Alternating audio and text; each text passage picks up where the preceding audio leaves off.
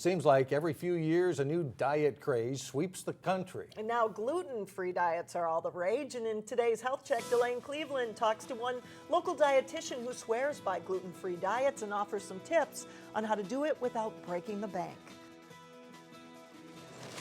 A trip to the supermarket is a basic necessity, but whether you're trying to buy a loaf of bread or fulfill your baking needs, gluten-free options are nearly everywhere you turn. Wheat today is very different from what it was even 50 years ago. We've actually bred it to have about 50% more gluten than what it used to. Registered dietitian Brenna Thompson says that's part of the reason why a third of the population now has gluten-related autoimmune diseases. It might be something like eczema or psoriasis. It can be things like migraines. It might also be muscle fatigue and fibromyalgia, multiple sclerosis. Yet she says even people without dietary restrictions should cut down on the gluten. Breads, pasta, cereal, bagels, they're very high in carbohydrates.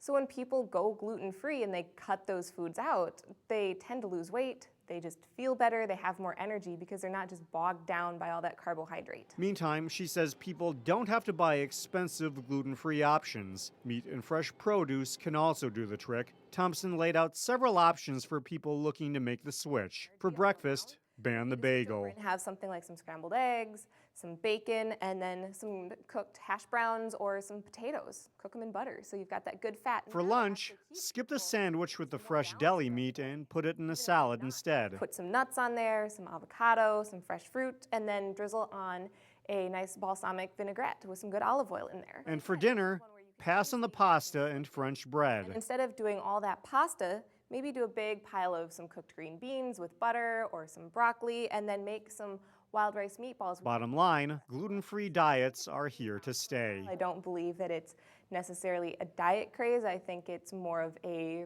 health modification. For Health Check, Delane Cleveland, 12 News. Gluten-free diets are especially important to people with celiac disease, which prevents people from digesting the protein.